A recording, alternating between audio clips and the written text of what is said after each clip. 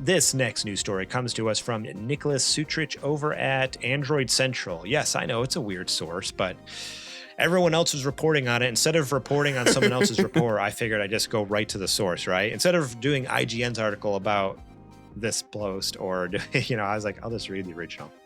So here's the original one that all the other news sites were ranting and raving about. Sony no longer cares about the PSVR 2, and neither should you. Until now, the PSVR 2 has been a pretty darn good VR headset. I don't agree with that. Well over 200 games are currently available, with several impressive releases like Horizon Call of the Mountain, Gran Turismo 7, and the duo of Resident Evil Village and Resident Evil 4 Remake. However, the headset now has an insurmountable problem. Sony no longer cares about it. Sources close to Android Central have revealed that Sony is making deep cuts to funding for VR games. While I'll paraphrase for anonymity, my source was told that there will be very few opportunities for VR game development at Sony going forward. To back that up, another source informed me that only 2 PSVR 2 games are in development at Sony. Given the state of the games industry and with constant layoffs and studio closings, I don't exactly feel confident that even these games will ever see the light of day if Sony continues on its current trajectory. Android Central has reached out to Sony about its PlayStation VR 2 development plans, but they did not get back to us in time for the publication. We will update the article once we have more information.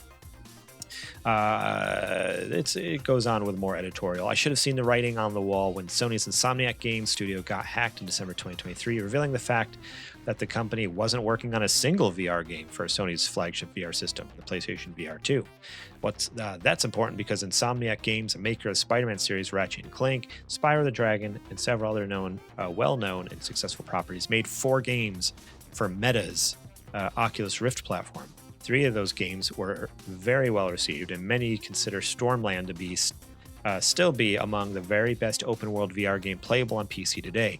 Yet Sony has them working on exactly 0 PSVR 2 games. I didn't realize that. I didn't realize that Insomniac had made a bunch of VR games. Last year, Sony released just 3 PSVR 2 games. Not for Sony, but they did. Right, yeah, exactly.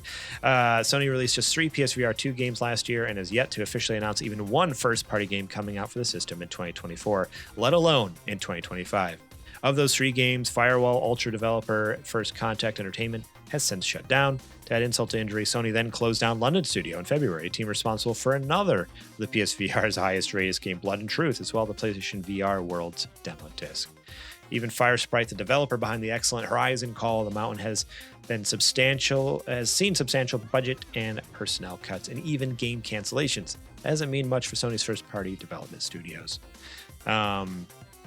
This goes on a long time. This is a very, very, very long article. I'm not going to read the entire thing. You should go check it out.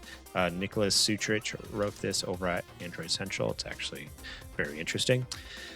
But yeah, I mean, we've seen the writing on the wall for a while, right? This isn't news to us. We got eyes. We got eyes and ears. Yeah, brains. I feel like anytime there's a state of play or anything, and they either don't show anything or they show a bunch of third-party stuff, like we turn to each other and we're just like, so this is the end of PSVR 2, right? Like this is it. Like they're closing up shop. They keep showing less and less. They're pulling a Vita, right?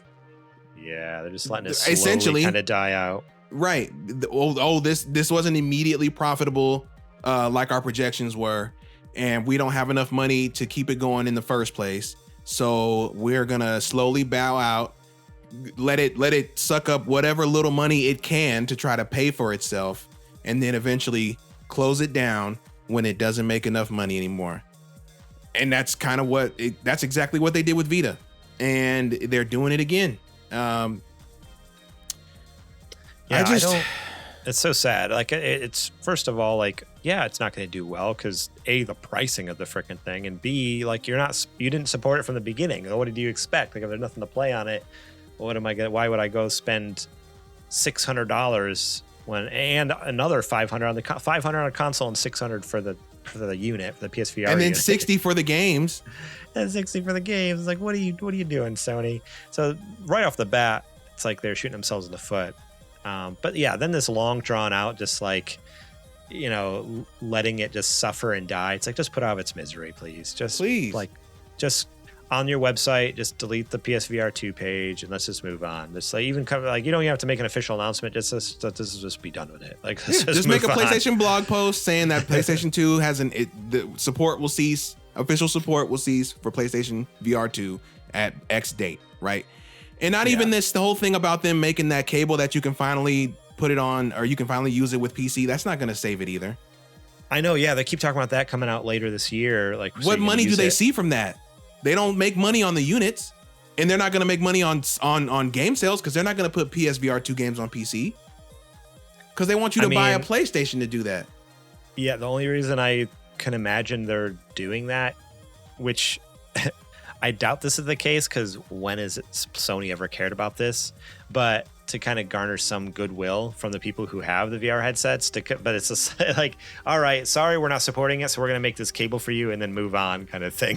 Like, right. So that way you can at least still use it. But like, when have they cared about that in the past? They don't care what people think. Like, so I don't know. It's a stupid reason, but that's the only reason I can think of that they would continue on with this cable. You want to know my reason, my theory that is probably not likely true, but makes a whole lot of sense in my brain? It's a lot cheaper to make those cables, right? And you can move a few units now that people know that they can use them with their PCs, right? They're trying to get rid of this inventory, and the best way to do it, what? Sell it to the nerds, sell it to the VR nerds who have these super duper hyped up PCs that are looking for a new headset to run everything. Because while it is a flop headset, what? But the Quest. Like, what is that? What I would? Why would I? But that's what I was gonna say. Is while it is a flop headset, right? As far as like sales are concerned and reception is concerned, hardware wise, it's a very good headset. Yeah. You know, I've watched Digital Foundry go all through it and talk about the tech inside of it. So as a PC based headset, it can definitely get the job done. But I agree also with what you're about to rebut with is that the Quest 3 is only like $300, right? I mean, the new one's no, it's the new one's a little more like between 4 and 5, depending on what. Oh, okay. See, now they're in competitive spaces. But you can argue that the Quest 3 you can take on its own. Exactly, right? And that's like, yeah, okay, maybe the fidelity is like a hair worse in the Quest 3 than the PlayStation VR 2, but it's like the ability to just like unplug and go wherever I want with it is kind of worth it to me more than just having like, you know, that high resolution in my eyeballs. Like, do you really tell that much of a difference? Like, maybe, but in the long run, like the functionality of the Quest 3 sounds way more appealing to me. I don't know. Maybe that's just me. Yeah, that does check out. Yeah, I mean, that makes sense. Make the cable, sell a few more units, maybe, and then move on with it. But boy, hang it up, man. I don't know. Just hang it up. Yeah. Or I guess they already have. They just can't say it publicly because then they'll really stop selling units. Yeah, that's true. Oh man. I mean, yeah. And what's funny is like at the last State of Play that they did, they announced a few PSVR 2 games, but none from Sony. None of them were first party. And what I loved is like there was a couple that I was excited about, but I was like, dang it, it's gone PSVR 2. Later when I looked it up, no, it's coming out on Quest. Everything. When they announce, obviously at the State of Play, it only has the PlayStation symbol. But then when you actually go, like that Alien game, it basically looks like Alien Isolation, but VR. Like that's coming. But you're not going to play because you're a chicken.